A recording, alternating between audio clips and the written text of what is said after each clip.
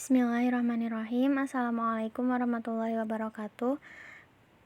Kami dari kelompok Nafi Al-Adawi akan mempresentasikan mengenai apa-apa saja tentang Nafi Al-Adawi. Untuk biografi akan disampaikan oleh Siti Sophia. Awal pertemuan Nafi Al-Adawi dengan Abdullah bin Umar oleh Nur Alifia dan Jeffrey, guru dan murid Ali, perilaku Ali, kesan ulama, dan akhir hayatnya oleh Muhammad Saddam Mubarak. Nafi Al-Adawi radhiyallahu anhu. Namanya adalah Nafi Abu Abdillah Al-Qurasyi Al-Adawi Al-Umari. Ia lebih dikenal dengan sebutan Nafi Maula Ibnu Umar. Mengapa disebut Nafi Maula Ibnu Umar? Karena ia pernah menjadi hamba sahaya Abdullah bin Umar.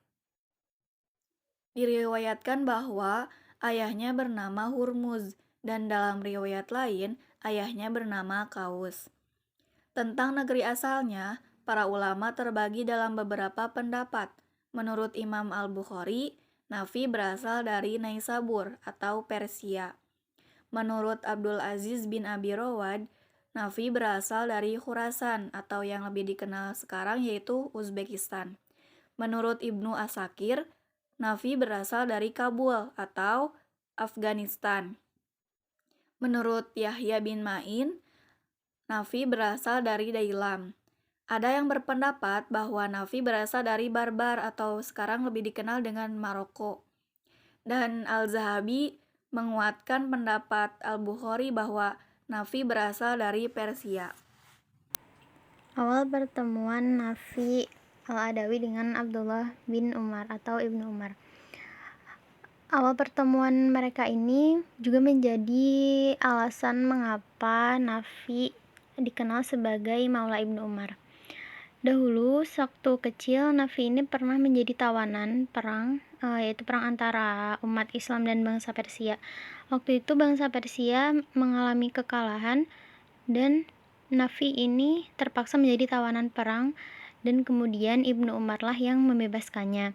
Sebenarnya tidak hanya Ibnu Umar, banyak sekali orang yang menyukai Nafi dan berani membayar 30.000 dinar untuk memerdekakannya. Nafi ini berstatus sebagai hamba sahaya, namun Nafi tidak insecure gitu dengan keinginannya dan insecure dan semangat untuk terus belajar dan membela agama Islam. Apalagi menjadi hamba sahaya dari Ibnu Umar tuh merupakan kesempatan yang luar biasa. Karena Ibnu Umar baik dan juga Ibnu Umar merupakan salah satu sahabat Nabi.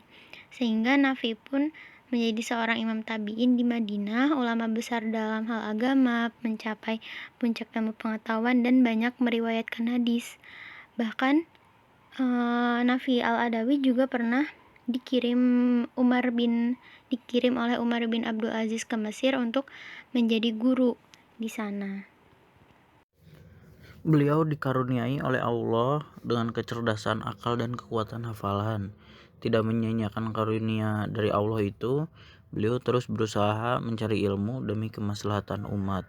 Segala potensi dirinya kerahkan untuk mendulang ilmu sebanyak-banyaknya dari para sahabat Nabi di kota Madinah. Karena saat itu kota Madinah adalah mata air ilmu. Berpancar dari kota Madinah cahaya-cahaya wahyu yang didasari atas pemahaman sahih para sahabat.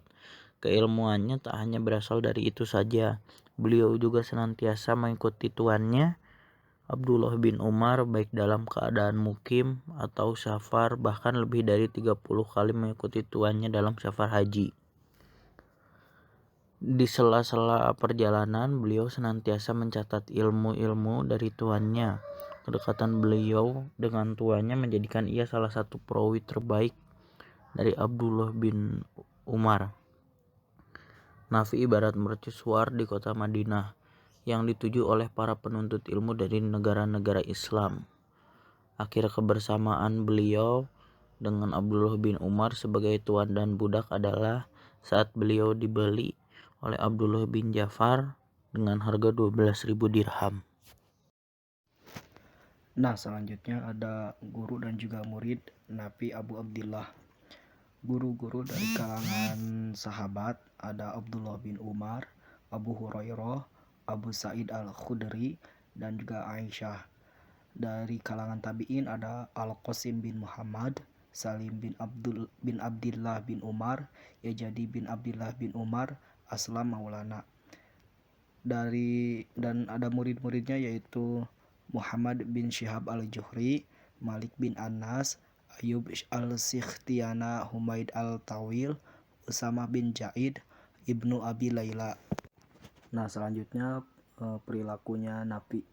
Diriwayatkan bahwa ia memiliki karakter yang keras, lisan yang kurang fasih, bercakap seperti orang non-Arab, dan enggan mendapat teguran. Karena kepribadiannya yang keras, dibutuhkan kesabaran ekstra untuk mendapatkan ilmu darinya. Ismail bin Abi Uwais menceritakan bahwa ayahnya Abu Uwais pernah berkata, "Dahulu kami belajar kepada Nabi, namun akhlaknya sangat keras. Maka aku memutuskan untuk berhenti mengambil ilmu darinya. Namun beberapa temanku bersabar dan tetap berguru kepadanya seperti Imam Malik bin Anas. Maka mereka pun mengambil manfaat ilmu yang sangat banyak dari Nafi." Muhammad bin Syihab al-Juhri juga pernah mendapat teguran keras dari Nabi. Hal itu disebabkan karena hadis-hadis yang ia pelajari dari jalur Nabi dari Abdullah bin Umar. Ia tanyakan lagi kepada Salim putra Abdullah bin Umar. Lalu ia meriwayatkannya dari jalur Salim. Ya, terus kesan-kesan ulama. Imam Al-Bukhari wafat pada 256 Hijriah dan berkata, sanad yang paling sahih adalah periwayatan Imam Malik dari Nafi dari Ibnu Umar. Imam Malik bin Anas wafat 179 Hijriah berkata, jika aku telah mendengarkan sebuah hadis dari jalur Nabi yang ia riwayatkan dari Ibnu Umar, maka aku tidak butuh lagi mencari hadis itu dari jalur lain. Ia juga berkata, jika Nabi menyatakan pendapatnya dalam satu masalah, maka cukuplah itu sebagai hujah. Jadi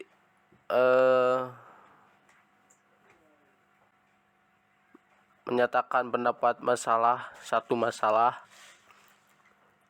maka cukup itu sebagai hujah. Terus Ibnu Katsir wafat 774 Hijriah berkata, Nabi adalah seorang ulama yang sikoh. Ia juga sosok seseorang imam yang mulia. Terus Khalil bin Abdillah al-Khalili al-Hajwini wafat pada 446 Hijriah dan berkata, Nabi termasuk imam para tabi'in di Madinah. Pakar ilmu Islam riwayatnya sahih dalam keilmuan.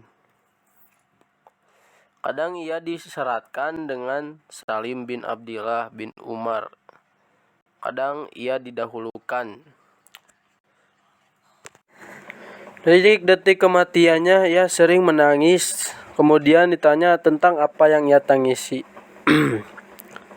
An Aisyah an Nabi sallallahu alaihi wasallam qala inna liqabri dawatan walau kana ahadu najian minha naja minha Sa'du bin Mu'adin. Dari Aisyah bahwa Rasulullah sallallahu alaihi wasallam bersabda, sesungguhnya dalam kubur ada himpitan. Seandainya ada seseorang yang selamat darinya, maka Sa'id bin Mu'adz termasuk orangnya. Nafi wafat pada tahun 117 Hijriah di pemerintahan Hisham bin Abdil Malik bin Marwan dalam riwayat lain. Muhammad bin Uyainah dan Imam Ahmad bin Hanbal berpendapat bahwa ia wafat di tahun 119 Hijriah.